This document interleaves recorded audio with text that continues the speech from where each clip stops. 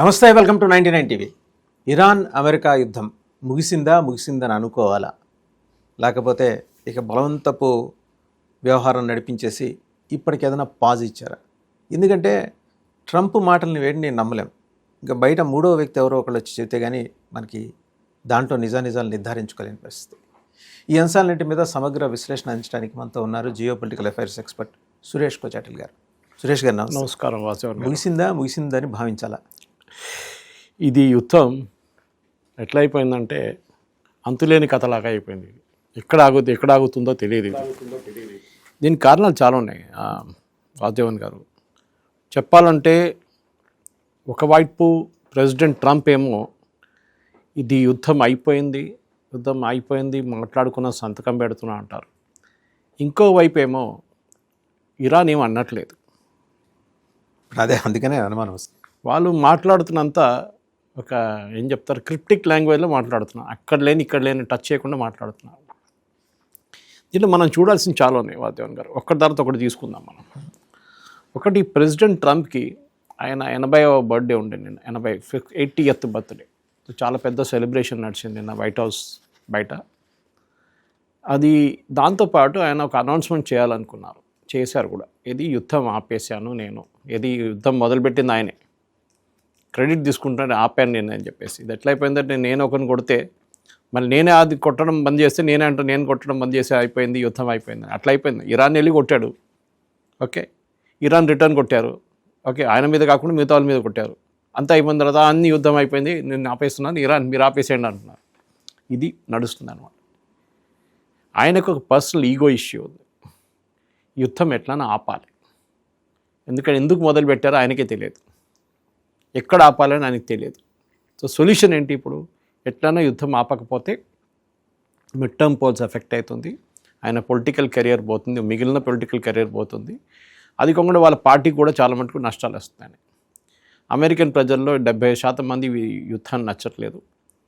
దానికోసం ఇతన యుద్ధం నుంచి ఇది 39వ ఆయన చెప్పింది ఈ పీస్ డీల్ గురించి. సో మీరు ఆలోచించండి, ఇంకా ముందుకెళ్తే ఏమవుతుంది, సంతకం పెడితే ఏమవుతుంది? వాసుదేవన్ గారు చెప్పండి. What is the point in signing an agreement? Nothing. దాని నుంచి మీకు ఏ రాదు. సంతకం పెట్టినప్పుడు డెఫినెట్గా దానికి ఒక క్రెడిబిలిటీ ఉండాలి. ఏదో ఒక జేసీపీ అగ్రిమెంట్ తీసుకోండి.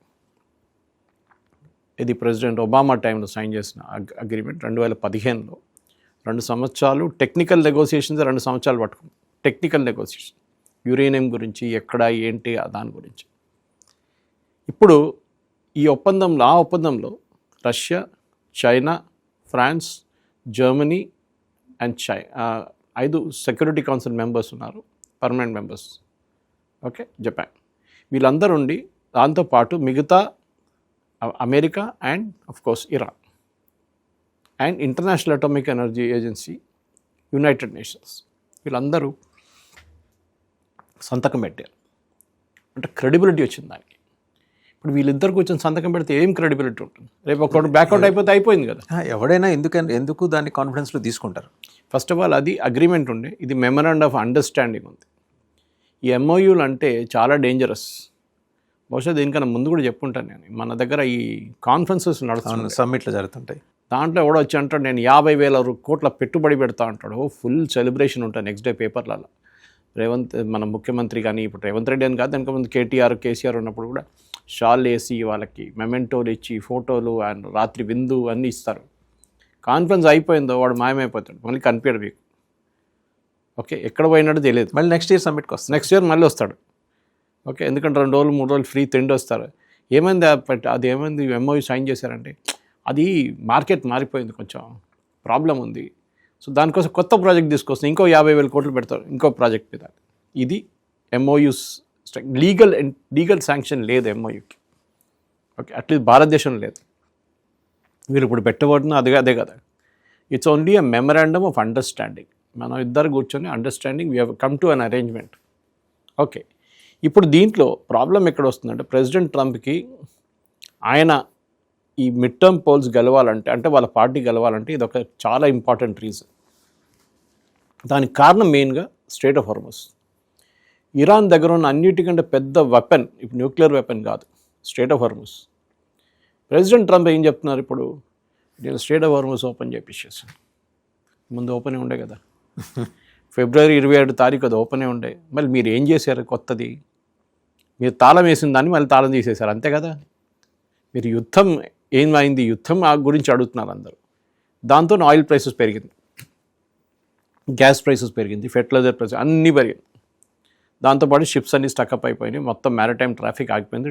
20% లోకంది ఫ్యూయల్ ఎక్కడి నుంచి బయటకు వస్తుంది, క్రూడ్ ఆయిల్, అదంతా ఆగిపోయింది మొత్తం.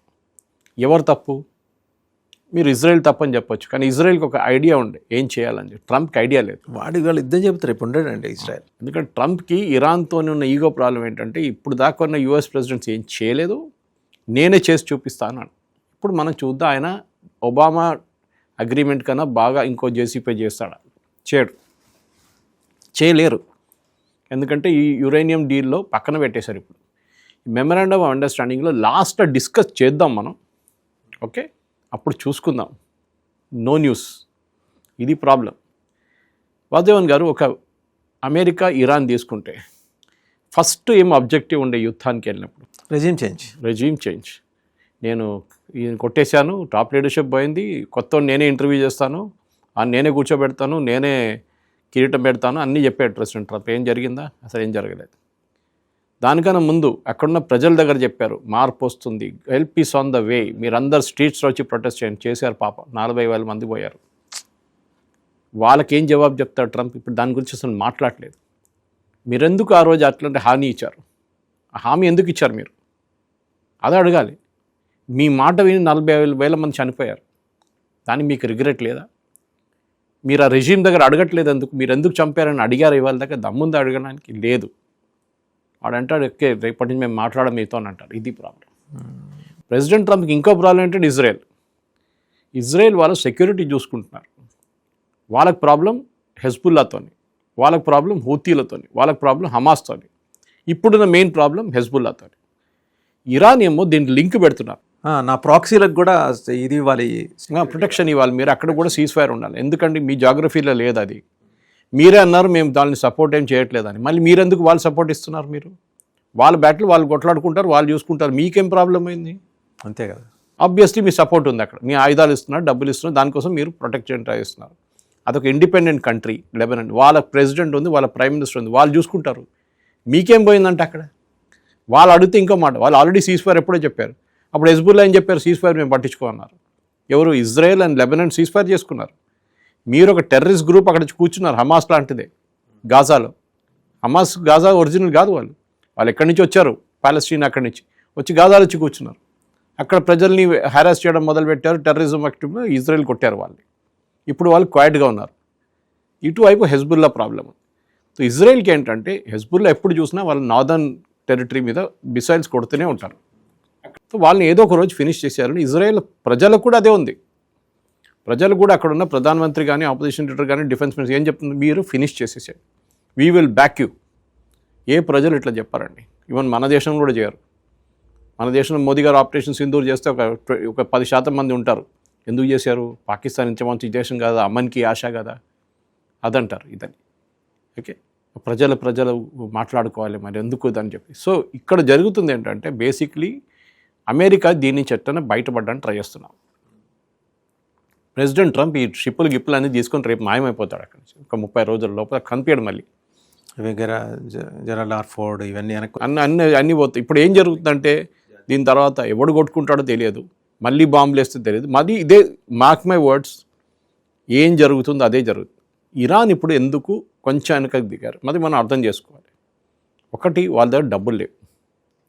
3 నెలల నుంచి ఆల్మోస్ట్ వాళ్ళు కంప్లీట్గా వాళ్ళ ఇన్ఫ్రాస్ట్రక్చర్ ధ్వంసమైంది. Food inflation, general inflation, currency valuation, ఇదన్నీ పోయింది.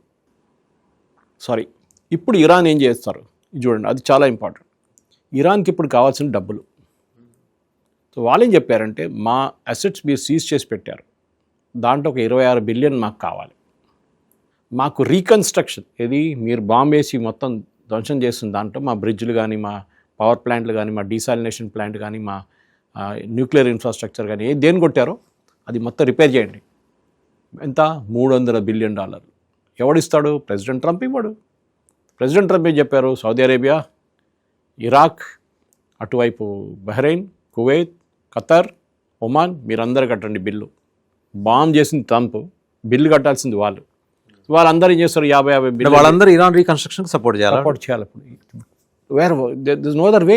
అసలు ఏమైనా అర్థం ఉందా సార్ దానికి? ఎందుకంటే ఇదే కదా వాళ్ళు ఏమనుకున్నారు పాపం, వాళ్ళకి సంగతి ఆలోచించండి. చేయకపోతే ఏం చేస్తాడు? ఇరాన్ మళ్ళీ బాంబులు వేస్తాడు, మళ్ళీ వాళ్ళ రిఫైనరీలు పోతాయి, మళ్ళీ వాళ్ళ ఎయిర్పోర్ట్లు పోతాయి. అమెరికన్ బేసెస్ అంటానికి కొడుతుంది వీళ్ళ మీదే.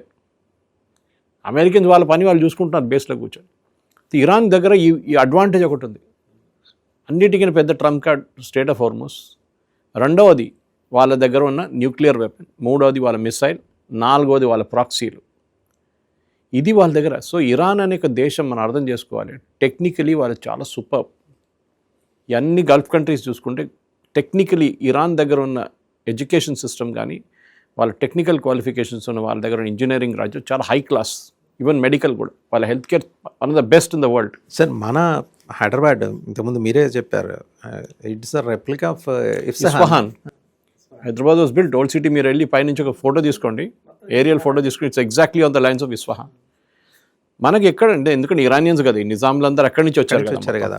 సో మన దగ్గర ఉన్న మెయిన్ అడ్వాంటేజ్ అంటే ఇప్పుడు జరుగుతున్న దాంట్లో ప్రెసిడెంట్ ట్రంప్కి స్ట్రేట్ ఆఫ్ హార్మోస్ ఓపెన్ చేశారు 30 రోజుల లోపల అంటున్నారు. మనకు తెలియదు ఈ 30 రోజులు ఎప్పుడు నుంచి అని. సంతకం పెట్టిన రోజు నిన్న అనౌన్స్ చేసిన రోజు నుంచి అని. సంతకం పెడతారు, అది కూడా ఆన్లైన్ డిజిటల్ పెడతారంట. అది ఏం చేస్తారో అర్థం కావట్లేదు. పాపం వ్యాన్స్ అనుకున్నాడు వెళ్తున్నాను చెప్పి వ్యాన్స్ వెళ్ళి అక్కడ కూర్చున్నాడు. ఇవాళ సండే సంతకం పెడతాను చూస్తే వాళ్ళు అన్నారు ఫ్రైడే అన్నారు. పాపం ఇంకా వారం కూర్చో 5 రోజులు అక్కడే కూర్చోవాలి ఆయన. స్విట్జర్లాండ్లో మంచి ప్లేసు, హాలిడే తీసుకొచ్చి ఒకటే ఆయన. సో స్విట్జర్లాండ్కి వెళ్ళి సంతకం, అప్పుడు ట్రంప్ అంటాడు కదా నేను కూడా వస్తాను, నేను కూడా సంతకం పెడతాను. నాకు ఆయన ఉండాలి కదా మీడియా ముందు, నువ్వు పక్కన కూర్చో నేను సంతకం పెడతాను. ఎవరైనా పెళ్ళికి వెళ్తే ట్రంప్ని తీసుకెళ్తానండి.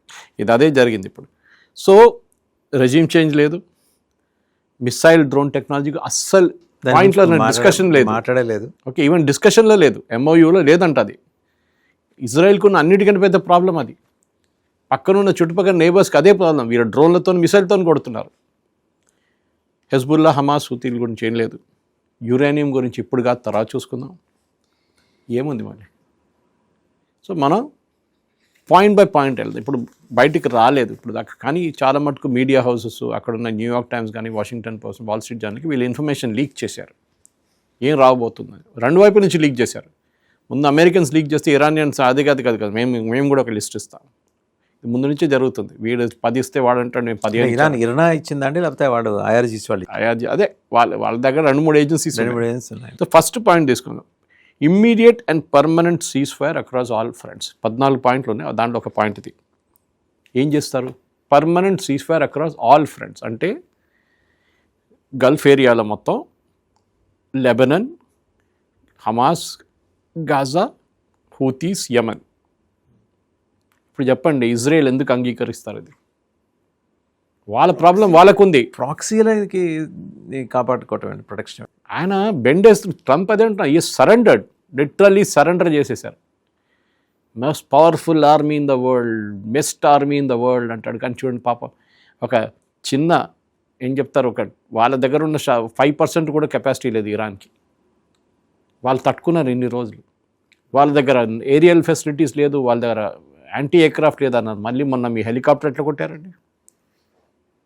మీ డ్రోన్ పెట్టి కొట్టారు. డ్రోన్స్ ఎంత పెద్ద టెక్నాలజీ అన్నారు. వాళ్ళు చిన్న ఒక డ్రోన్ $20,000 డ్రోన్ తీసుకొచ్చి మిమ్మల్ని కొట్టాడు. And helicopter is worth millions.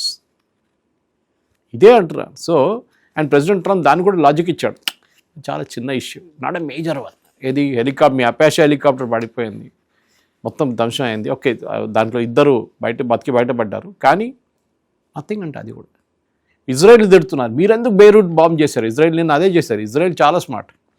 దీనికన్నా ముందు కూడా వాసుదేవన్ గారు 2 సార్లు, మీకు గుర్తుంటుంది, 2 సార్లు ఈ ఇన్సిడెంట్ జరిగినప్పుడు, అంటే సంతకం పెట్టడానికి వెళ్తున్నప్పుడు 2 సార్లు ఇజ్రాయెల్ వెళ్ళి బాంబ్ వేశారు. ఇజ్రాయెల్ అంటే US కూడా ఉండే తోడు. First was July last year, ఇప్పుడు 1 year అవుతుంది ఇప్పుడు దానికి కాబోతుంది.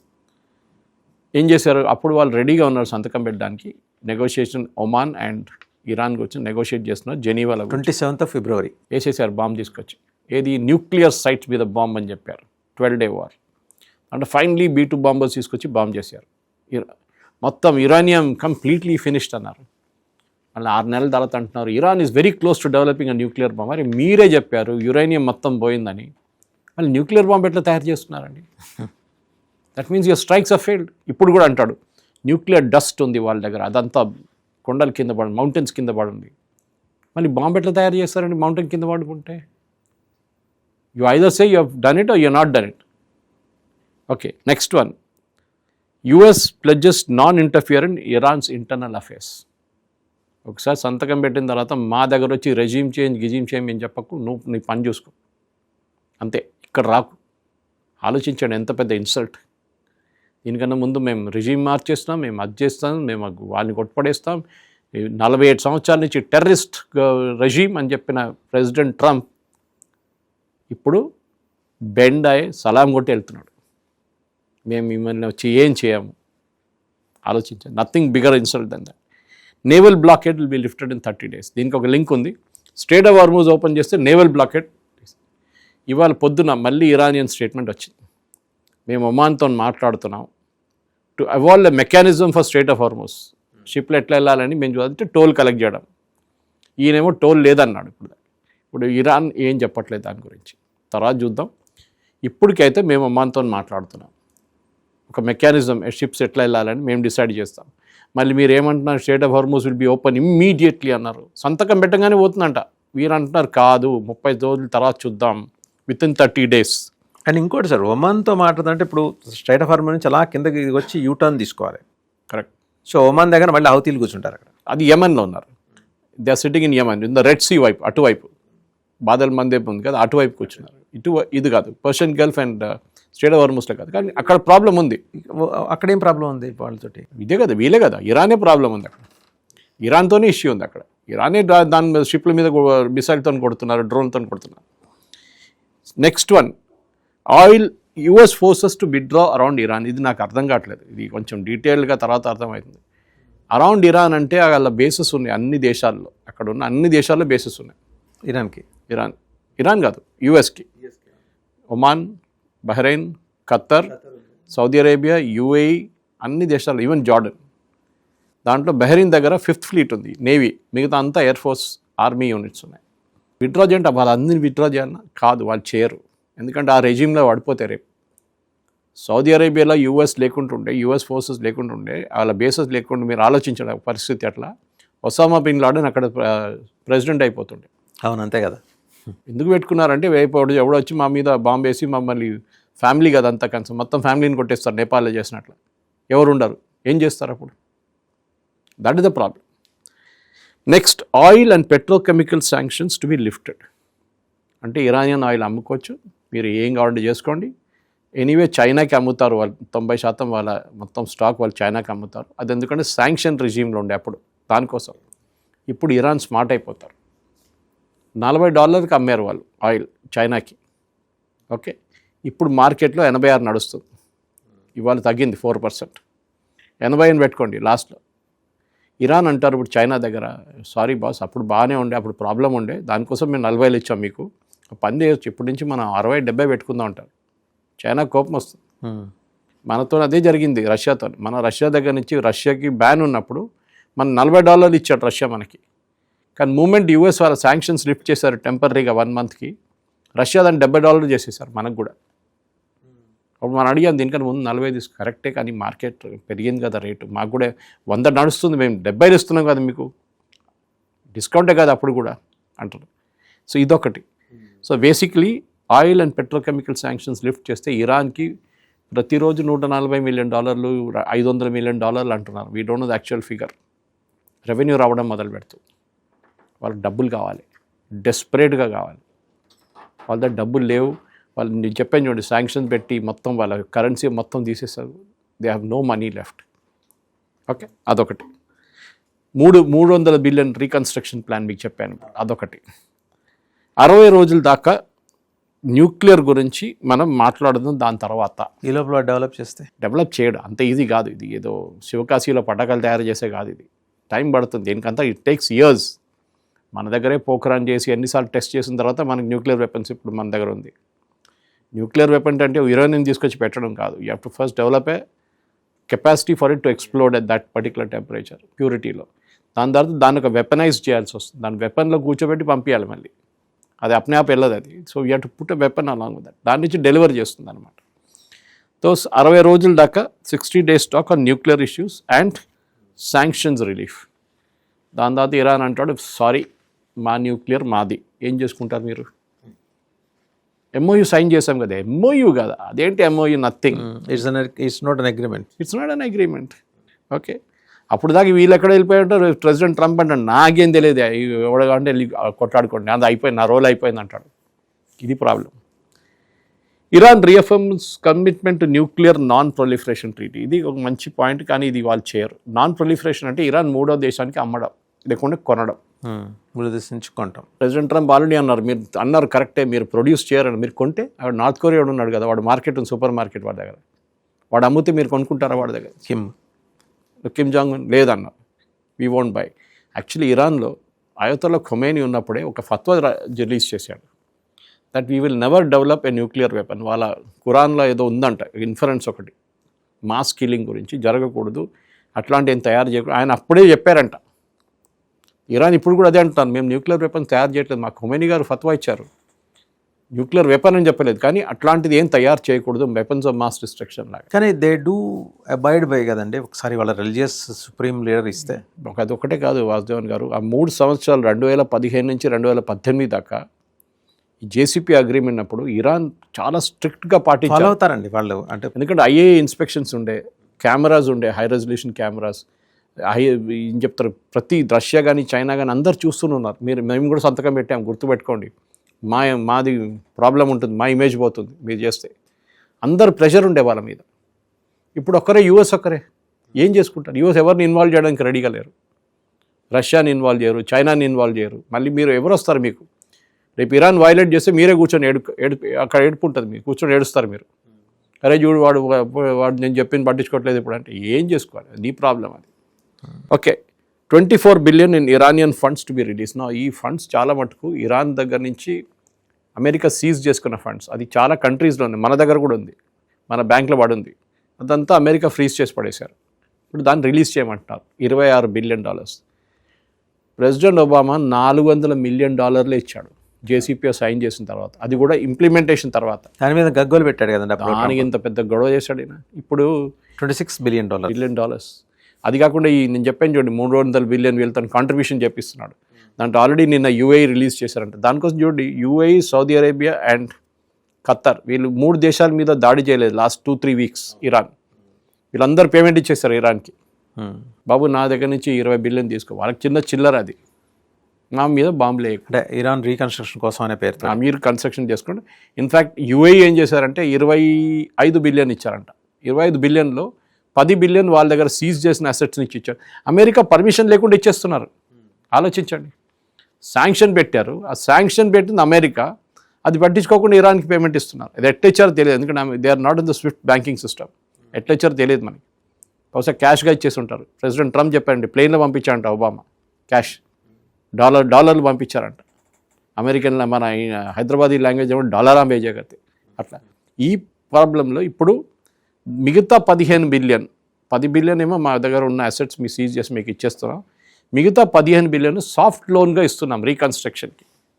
ఇది అమెరికా బాంబ్ చేసి అమెరికా ధ్వంసం చేసిన ప్రాపర్టీకి మిగతా వాళ్ళు డబ్బులు కడుతున్నారు. ఈ 3-4 దేశాలు పాపం. రేపు అమెరికా కాంట్రాక్ట్ ఇస్తే కూడా I won't be surprised. Iran పిలిచి అమెరికా దగ్గర మీరే కట్టండి ఆ బ్రిడ్జ్, మీరే కాదు ధ్వంసం చేసి మీకు డబ్బులు ఇస్తాం, అమెరికా హ్యాపీ. బాంబు వేసిన దానికి వాళ్ళకి బెనిఫిట్ వస్తుంది. ఆలోచించండి. Supervision mechanism to overseas implementation, అంటే ఇదంతా బాగా నడుస్తుందా చూడడానికి. రేపు ఏదైనా ఒప్పందం కన్నా కొంచెం ముందుకెళ్తే సూపర్వైజరీ మెకానిజం ఉండాలి. దానికి యూఎన్లో ఐఏఈఏ కానీ ఇంటర్నేషనల్ ఎనర్జీ ఏజెన్సీని తీసుకొస్తారు. Straight of హార్మోస్ for example open ఉందా లేదా ఎవరికి తెలుసు? మీరు రేపు మళ్ళీ మీరు పక్కన కూర్చొని బోర్డులో కూర్చొని టోల్ కలెక్ట్ చేస్తే మరి ఎట్లా తెలియదు ఎవరికి. అమెరికా వెళ్ళిపోతాడు అక్కడికి, ఎవడు చూసుకుంటూ కూర్చుంటాడు హార్మోస్లో. షిప్ క్యాప్టెన్స్ కూడా అంటారు, ఎందుకంటే అబ్జర్వర్ ఉండాలి కదండి అక్కడ. అది so that is one more thing. Final deal is to be, అంటే ఫైనల్ ఒప్పందం వచ్చినప్పుడు అది ఎప్పుడు 2-3 సంవత్సరాలు పడుతుంది. అది అప్పుడు యుఎన్ రెజల్యూషన్ పాస్ చేయాలంట. అప్పుడు ట్రంప్ ఉంటాడో లేదో తెలియదు, ఆయన రెజ్యూమ్ కూడా అయిపోయి ఉంటుంది. అప్పుడు దాకా ఆయన 4 years అయిపోతుంది. యుఎన్ సెక్యూరిటీ కౌన్సిల్ రెజల్యూషన్ ఉండాలంట, అంటే అన్ని దేశాలు కలిసి అంగీకరించాలి. 5 దేశాలు కూడా అది సెక్యూరిటీ కౌన్సిల్లో ఇంకా ఉంటారు, అంటే పర్మనెంట్ మెంబర్స్ ఉంటారు. దాంతోపాటు రౌండ్ ద ఫిగర్ 16 మంది ఎంతో ఉంటారు యూజువలీ. రౌండ్ రాబిన్ లాగా నడుస్తుంటుంది అది. ఇది దీంట్లో మిసైల్ ప్రోగ్రామ్ గురించి ఎక్కడ మెన్షన్ లేదు. మళ్ళీ ఏం చేస్తారు అంటే మీరు ఏం కావాలంటే చేసుకోండి. ఎందుకంటే ఇరాన్లో మిసైల్ ప్రొడక్షన్ అనేది ఇట్స్ అ కాటేజ్ ఇండస్ట్రీ. గల్లీకి షాపులు ఉన్నాయి. మన దగ్గర బాల్నగర్లో ఫిరోజ్ కూడా లెత్ మిషన్ పెట్టుకొని ఎట్లా పనిచేస్తారో అదే అక్కడ కూడా ఉంది. సో ఆలోచించండి వాసుదేవన్ గారు, ఈ పరిస్థితుల్లో ఏం ఒప్పందం ఏంది బేసిక్లీ ఏం లేదు. సింపుల్ లాంగ్వేజ్లో మన ప్రేక్షకులకు చెప్పాలంటే ప్రెసిడెంట్ ట్రంప్ ఒక పెద్ద ప్రాబ్లంలో పడ్డాడు. దాని నుంచి బయటికి రావడానికి ఆయన డెస్పరేట్గా ఏమైనా చేస్తాడు. ఏంటి, అక్కడ యుద్ధం మొదలుపెట్టాడు, వాళ్ళ గ్యాస్ ప్రైసెస్ పెరిగింది, అమెరికాలో చాలా పెద్ద ప్రాబ్లం అయింది, ఇన్ఫ్లేషన్ పెరిగింది, 4% కన్నా ఎక్కువ అయింది. He wants to get out of it. Victory declare చేసి బయటకు వచ్చేసాడు. నేను గెలిచేసాను తెలుసా మీకు. చూడండి ఇరాన్ ఏం చెప్పారండి, ఇరాన్ అంటున్నారు మేము అమెరికాతో సంతకం పెట్టించాం చూడండి. ఓకే, మాతో మాట్లాడరు అని చెప్పిన మనుషులు 6 నెలల ముందు అసలు మాతో సంబంధం లేదు, డిప్లొమాటిక్ రిలేషన్స్ లేదు. తర్వాత ట్రంప్ అని అన్నారు కదా ఒకరోజు, నేను కావాలంటే ముస్తఫా ఖమీనీని కూడా కలుస్తాను అని. అంటే అక్కడ దాకా వచ్చారు మీరు. మీరే అన్నారు this is the criminal regime, dictators, terrorist అని చెప్పిన వాళ్ళకి ఇప్పుడు మీరు దండం పెడుతున్నారు. మీరు I think this is the biggest loss of face. Israel ఏమైనా రెస్పాండ్ అయిందా సార్? ఎందుకంటే వాళ్ళ ప్రాక్సీల జోలికి రావద్దంటే అసలు ఇజ్రాయెల్ చాలా క్వైట్గా వర్క్ చేస్తున్నారు. వాళ్ళు వెయిట్ చేస్తున్నారు. వాళ్ళు కావాలంటే కొంచెం డబ్బులు ఇచ్చి హెజ్బుల్లాతో 2 బాంబులు ఇక్కడ వేపిస్తారు ఇజ్రాయెల్ వైపు, so that they can go back and hit. ఎందుకంటే ట్రంప్ మళ్ళీ కండిషన్ పెట్టాను, వైలేట్ చేయకూడదు, మీరు ఇద్దరు అక్కడిక్కడ బాంబు వేయకూడదు. కానీ హెజ్బుల్లా ఇస్తే ఇజ్రాయెల్ రెస్పాండ్ చేస్తారు. ఖచ్చితంగా చేస్తుంది. సో ఏం చేస్తారు వాళ్ళు, అక్కడి నుంచి వాళ్ళు ఎవరైనా ఉంటే కూడా వాళ్ళ ఏజెంట్లోనే చేపిస్తాడు. 2 మిసైల్ ఇక్కడ కొట్టరా, చెప్పే ముందు నాకు కొట్టి చెప్పు ఒకసారి ఎప్పుడు కొడుతున్నా అని, ఎక్కడ కొడుతున్నా అని. మేము రెడీగా ఉంటాం, మేము అడ్డుకుంటాం దాన్ని. అదే దాన్ని వచ్చిందని చెప్పి మేము మీ మీద మొత్తం బాంబింగ్ చేసేస్తాం. నిన్న బేరూట్లో హెజ్బుల్లా హెడ్ క్వార్టర్స్ మీద కొట్టారు, అంటే వాళ్ళ మెయిన్ సెంటర్స్, సెక్యూరిటీ సెంటర్స్ మీద కొట్టారు నిన్న. ఇజ్రాయెల్ చేస్తారు. ఇజ్రాయెల్కి it's a fight for existence. Ben Gurion నుంచి నెటన్యాహు దాకా, గోల్డా మియర్ కానీ, షిమాన్ పెరెస్ కానీ, మోషే దయాన్ కానీ, ఇత్సాక్ రబీన్ కానీ, వీళ్ళందరూ ఇజ్రాయెల్ కోసమే వాళ్ళు పోరాటం. వాళ్ళ దేశం వాళ్ళకి చాలా ఇంపార్టెంట్. మనలా కాదు, మన దగ్గర గద్దారులు ఉన్నారు చాలామంది ఇక్కడ. ఓకే, మన దేశాన్ని అమ్మడానికి రెడీగా ఉన్నారు మన దగ్గర. అక్కడ అట్లా కాదు, వాళ్ళ దేశాన్ని వాళ్ళు కాపాడుకుంటారు. దానికోసం చూడండి వాళ్ళ దగ్గర ఉన్న లెఫ్ట్ కమ్యూనిస్ట్ వాళ్ళు అండ్ రైటిస్ట్ అందరూ కలిసి చెప్తున్నారు కొట్టండి. మీరు ఎందుకు ఆపారు? Who is president Trump to give you orders అని అడుగుతున్నారు నెటన్యాహు నిన్నటి నుంచి. Who is he to give? మీరు ఒక ఇండిపెండెంట్ నేషన్. ఓకే, ఎవరు ఆయన ఆర్డర్ ఇచ్చేది మీకు బాంబింగ్ చేయకూడదు అని చెప్పేసి? మీ మీద బాంబింగ్ చేస్తున్నట్టు చూసుకొని కూర్చోవాలన్నా మేము అంటున్నాం. Go finish the problem once and for all. నెటన్యాహుకు అక్కడే ప్రాబ్లం వస్తుంది వాసుదేవన్ గారు. ఎలక్షన్ వస్తుంది, ఆయన దగ్గర అక్కడ ఉన్న ప్రజలు అడుగుతున్నారు, మీ యుద్ధానికి దిగినప్పుడు మేము ఫుల్ సపోర్ట్ ఇచ్చాం మీకు, మీరు లిస్ట్ ఇచ్చారు మాకు, ఇది చేయబోతున్నాము. రెజీమ్ చేంజ్ జరగలేదు, వాళ్ళ న్యూక్లియర్ థ్రెట్ ఇంకా మారలేదు, వాళ్ళ మిసైల్ డ్రోన్ ప్రొడక్షన్ ఏం చేయలేదు. అక్కడి నుంచి మీరు చూసుకుంటూ వస్తే అసలు ఏ పాయింట్ కూడా మీరు సాటిస్ఫై చేయలేదు మిమ్మల్ని మళ్ళీ ప్రైమ్ మినిస్టర్గా మేము ఎందుకు ఎన్నుకోవాలి చెప్పండి. సో నెతన్యాహుకు చాలా పెద్ద ప్రెషర్ ఉంది ఆయన మీద, చాలా పెద్ద ప్రెషర్ ఉంది. ఆయన వారే ఆప్ట్ చేసుకుంటాడండి. ఇప్పుడు ఏం చేస్తాడండి, సంతకం పెట్టుకొని ఏం కాదు, సంతకమే కాదు, దాని తర్వాత మేము చూపిస్తాం. ఆయన ఎప్పటి నుంచో చెప్పారు. ఆయన నెటన్యాహు చాలా క్లియర్గా చెప్పారు, వీళ్ళు ఒక్కరే కాదు, ఆడు టర్కీ మీద వార్నింగ్ ఇచ్చాడు. టర్కీకి ఇదంతా కాగానే నీ వైపు వస్తున్నాం మేమని చెప్పారు. ఇదంతా ఫినిష్ చేయని ఫస్ట్ మేము. ఓకే, ఈ హెజ్బుల్లాలు, హుతీలు, హమాస్ని ఫినిష్ చేసిన తర్వాత మీరున్నారు నెక్స్ట్ అక్కడ. మీరు అక్కడ మేము కర్డ్స్ని పెట్టి ఇరాన్లో వాళ్ళు రెజీమ్ని దింపదా అనుకుంటే మీరు ఆపారు దాన్ని, అమెరికా మీద ప్రెషర్ పెట్టి. Unfortunately Turkey is NATO country. అది చూడాలి. ఇప్పుడు రేపు ఇజ్రాయెల్ టర్కీ మీద బాంబు వేస్తే నేటో ఏం చేస్తారు? ఇజ్రాయెల్ మీద దాడి చేస్తారా? చేయలేరు కదా. Israel is back by America. At the end of the day Israel American support కావాల్సిందే. ఇజ్రాయెల్ F-35 తయారు చేయరు, వాళ్ళు అమెరికా దగ్గర నుంచి కొను. కానీ అమెరికా మీద ఉన్న, అక్కడున్న కంట్రీ మీద ఉన్న ప్రెషర్, ఇజ్రాయలీ లాబీ చాలా పవర్ఫుల్. అక్కడ ప్రతి కాంగ్రెస్మెన్, ప్రతి సెనేటర్ ఇజ్రాయెల్ చెప్తున్న మాట వింటారు. లేకుండా రేపు వాళ్ళకి ఎలక్షన్ ఫండ్ రాదు, ఏం రాదు. అంత పవర్ఫుల్ కమ్యూనిటీ వాళ్ళది యూఎస్లో. వాళ్ళు definitely they are already putting pressure on Trump. సంతకం ఒకసారి పెట్టినండి లేకుండా బయటికి రానియండి కండిషన్, అప్పుడు తెలిసిపోతుంది గేమ్ ఏంటనేది. అట్ ద సేమ్ టైం ఇరాన్లో ప్రాబ్లం నడుస్తుంది. ఇరాన్లో ఉన్న హార్డ్ కోర్ ఎలిమెంట్స్, అక్కడున్న పొలిటికల్ ఎలిమెంట్స్, అగాచి కానీ మిగతా వాళ్ళు, ఓకే, వాళ్ళ మీద ఏ ఆరోపణలు చేస్తున్నారంటే మీరు సరెండర్ చేసేసారు యూఎస్కి. ఆలోచించి ఇది ఇక్కడ నెటన్యాహు చెప్పినప్పుడు సో ఇరాన్ కూడా ఆ సమస్య ఎదుర్కొంటున్నారు. ఇరాన్ అక్కడ 2-3 గ్రూప్స్ ఉన్నాయి వాద్యవన్ గారు, మీకు తెలుసు. ఐఆర్జీసీ ఒక గ్రూపు, ఇంకోటి సివిలియన్ అడ్మినిస్ట్రేషన్ ఒక గ్రూప్ ఒకటి ఉంది. నడిమిట్లో పెజెష్కిన్ ఏమయ్యాడు సార్? ఆయన కనిపించలేదు కొన్ని రోజుల నుంచి, ఎక్కడ పోయిండో తెలియదు. కానీ ఆయన రిజైన్ చేసిండు అంటున్నారు, చంపేస్తున్నారు అంటున్నారు, తెలియట్లేదు. కానీ ప్రెసిడెంట్ అయితే లేడు ఇరాన్లో. ఇప్పుడు ఉన్నది వాళ్ళకి foreign minister and speaker of parliament Ghalibaf. ఈ Ghalibaf is the main negotiator.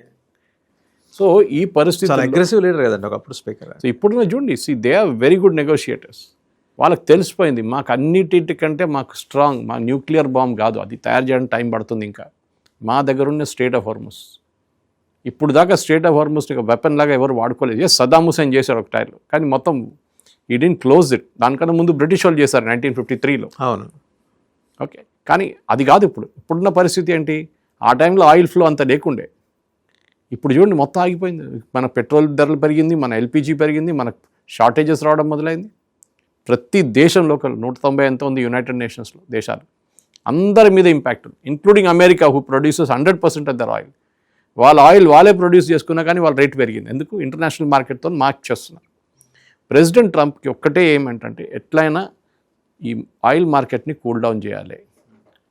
Okay, cool down చేసి అది ఇట్లనే నడవనండి, ఇంకొక 6 నెలలు డిస్కషన్ నడిస్తే ప్రాబ్లం లేదు, అప్పుడు దాకా నా ఎలక్షన్ అయిపోతుంది, ప్రజలు మర్చిపోతారు దీని గురించి, ఇరాన్ ఎక్కడో పోతారో మేము ఎక్కడికో వెళ్ళిపోతాం, అందరూ మర్చిపోతారు. ప్రాబ్లం ఉండేది ఇజ్రాయెల్కి, కానీ వాళ్ళ మీద ఒక మిసైల్ కొట్టారో వాళ్ళు 100 మిసైల్ తీసుకొచ్చి మిగతా వాళ్ళకి తల మీద కొడతారు. ఈ ప్రాబ్లం ఏంటంటే ఇక్కడ పాకిస్తాన్ని కానీ ఖత్తర్ని కానీ ఎట్లా వాడుకున్నారు యూఎస్ అంటే బేసిక్లీ ఏజెంట్ లాగా వాడుకున్నారు వాళ్ళని. వాడు వెళ్ళి మెసేజ్లు ఇవ్వడము తీసుకురావడం, వాళ్ళ క్రెడిబిలిటీ లేదు, ఎస్పెషలీ పాకిస్తాన్. ఇప్పుడు ఈ సంతకం పెడతారు, చెప్తారు చూడండి, it is not even worth the paper it is printed. అంటే ఆ సంతకం పెట్టిన కాగితాన్ని కూడా విలువ లేదు. ఆ సంగతికి వచ్చేస్తారు వీళ్ళు. ఇప్పుడు హైప్ పెడుతున్నారు అంతే. ఈ హైప్ నుంచి మనం యాక్చువల్ డిస్కషన్కి వచ్చేటప్పుడు మొత్తం లోకం మారిపోయింది. ఇంకొక డౌట్ సార్, ఇప్పుడు జేడీ వ్యాన్స్ మీద మొస్సాద్ నిఘా పెట్టింది, అదే JD Vance in the sense ఈ సంతకాలు పెట్టడానికి ఎవరైతే వస్తారో వాళ్ళ మీద మొస్సాద్ నిఘా పెట్టింది, అమెరికాని నమ్మే పరిస్థితి లేదు ఇజ్రాయెల్ అనేది. సో ఇంకోటి అది కరెక్టే, మీరు ఇంకోటి బిలీవ్ చేయరు, ఖమనీ ఫ్యూనరల్, సీనియర్ ఖమనీ చనిపోయిన February 20, ఆయన ఫ్యూనరల్ పోస్ట్పోన్ చేసుకుంటూ ఇప్పుడు July 6వ తారీఖు 10వ తారీఖు అని చెప్తున్నారు. ఎందుకంటే అప్పుడు దాకా సీజ్ ఫైర్ వచ్చేస్తుంది మళ్ళీ. వీళ్ళకి భయం ఏంటంటే ఏ రోజు ఫ్యూనరల్ పెట్టుకున్నామో ఆ రోజు యంగర్ ఖమేనీ కనిపిస్తాడు, ముస్తఫా బయటికి రావాల్సింది. ఆ రోజు వచ్చాడో ఇజ్రాయెల్ ఆయన మీద టార్గెట్ పెట్టేస్తారు. ఓకే, బహుశా అదే ఫ్యూనరల్ మీద కొడతారు వాళ్ళు కావాలంటే. అది భయం ఉంది, దానికోసం ఇన్ని రోజులు పోస్ట్పోన్ చేసుకుంటే అక్కడ మార్చిలో పెట్టారు బాడీ. ఇప్పుడు బయటికి తీసుకొస్తారంటే జూలై అంటున్నారు, ఎవరికి తెలియదు. ఎందుకంటే భయం ఏంటంటే ఇది ఇజ్రాయెల్ వాళ్ళు ఆ ఫ్యూనరల్ ప్రొసెషన్నే కొట్టేస్తారు వాళ్ళు. దీనికన్నా ముందు కూడా చేశారు వాళ్ళు. ఓకే, గాజాలో చేశారు వాళ్ళు. హమాస్ వాళ్ళు డెడ్ బాడీ తీసుకెళ్తున్నప్పుడు ఏదో ఒక సూసైడ్ బాంబ్ చేసిన డెడ్ బాడీ తీసుకెళ్తూ దాని లోపల మళ్ళీ బాంబు పెట్టారు ఇజ్రాయెల్ వాళ్ళు. అది పేలి 10 మంది చనిపోయారు తీసుకెళ్తున్న వాళ్ళందరూ. ఇది ఇజ్రాయెల్ మళ్ళీ చేస్తారు. దే విల్ గో ఆఫ్, వాళ్ళకి ఒక సర్వైవల్ వాళ్ళది. అమెరికాకి అది కాదు. ప్రెసిడెంట్ ట్రంప్ దీని నుంచి పబ్లిసిటీ, ఆయనకు పబ్లిసిటీ కావాలి, నా బర్త్డే, నా సెలబ్రేషన్, ఇదే ఆయనకు కావాల్సింది. And I'm the greatest president ఏమని అంటాడు, ఏ అమెరికన్ ప్రెసిడెంట్ చేయని నేను చేశాను. ఓకే, ఇది వాసుదేవన్ గారు ప్రాబ్లం, ఈగో ఇష్యూ అక్కడ నడుస్తుంది. ఈ యుద్ధాన్ని నుంచి ఎట్లన్నా బయటపడి 6 నెలల లోపల పబ్లిక్ అంతా మొత్తం మర్చిపోతారు. దాని తర్వాత ఎవడు చేస్తే వాడు సావు, అంతే. Right, thank you very much. So ఇదండి మొత్తానికి 16 ప్రతిపాదనలు అంటారా, షరతులు అంటారా, గెలిచిందెవరో ఓడిందెవరో తెలియదు. కానీ రెండు దేశాల ప్రజలు మాత్రం బాగా సఫర్ అవుతున్నారు. ప్రత్యేకించి మధ్యప్రాచ్యం అంతా కూడా చాలా సంక్లిష్టమైన సంక్షోభంలోకి వెళ్ళిపోయింది. అండ్ గల్ఫ్ నేషన్స్, దాని ఇంపాక్ట్ మొత్తం ప్రపంచం మొత్తం మీద పడింది, మన మీద పడింది, అందరి మీద పడింది. పరువు కోసం లేకపోతే ఈగో కోసం, నేను గెలిచి తీరాలని ఒక ఈగో కోసం ట్రంప్ చేసిన ఈ విధ్వంసంలో ఆయనైతే గెలవలేదు. ఆయన ఏదో పుట్టినరోజు ఘనంగా జరుపుకున్నాడేమో కానీ గెలవలా. అండ్ అలాగే ఎగ్జిస్టెన్స్, మనుగడ కోసం ఇజ్రాయెల్ పోరాటం చేస్తుంది. వాళ్ళు ఎప్పుడైతే ఈ షరతులకి వేటికి ఇజ్రాయెల్ అంగీకరించదు, ఖచ్చితంగా అంగీకరించదు. వాళ్ళు చేసే యుద్ధం వాళ్ళు చేస్తారు. అండ్ ఇరాన్ని అలా వదిలేసే పరిస్థితి అయితే ఇజ్రాయెల్కి లేదు. రేపొద్దున వానపాము బురదపాము ఒక కోడి నాగే కాటేసే ప్రమాదం ఉందనే విషయం ఇజ్రాయెల్కి బాగా అవగాహన ఉంది. సో వాళ్ళకి మనుగడ సమస్య. ఇరాన్తో ఎందుకు యుద్ధం దిగాడో తెలియని ఇది ట్రంప్ వ్యవహారం. ఈ మొత్తం ప్రపంచాన్ని సంక్షోభంలో పడేసిన ట్రంప్ అటు ఆర్థిక సంక్షోభంతో పాటు ఆహార సంక్షోభం ఇరాన్లో, రెస్ట్ ఆఫ్ ది వరల్డ్ చూస్తే కనుక ఆయిల్ సంక్షోభం. ఈ మొత్తం ఈ ఎనర్జీ క్రైసిస్ నుంచి ఎలా బయటపడాలి ప్రపంచం? ట్రంప్ దగ్గర సొల్యూషన్ లేదు. సంక్షోభాలు సృష్టించే ప్లాట్ఫామ్స్ ఆయన దగ్గర ఉన్నాయి కానీ సొల్యూషన్స్ ఇచ్చే ప్లాట్ఫామ్స్ ఆయన దగ్గర లేవు. అంతిమంగా ఏం జరుగుతుందనేది ఒక 6 నెలల తర్వాత తమాషా చూద్దాం అనేది ట్రంప్ ధోరణి. సఫర్ అయ్యేది ఆయన కాదు కదా, సో ప్రపంచమే కదా. సో ప్రపంచ పోలీసుకి బుద్ధి రాలేదు. ఓడిపోయిన విషయం ఒప్పుకోడు. ఇంత జరుగుతోంది. మనం కూడా ఒక 6 నెలలు వెయిట్ చేసి తీరాల్సిందే. ఎలా ఉండబోతాయి డెవలప్మెంట్స్, ఎలా ఉండబోతున్నాయని తెలుసుకోవడానికి.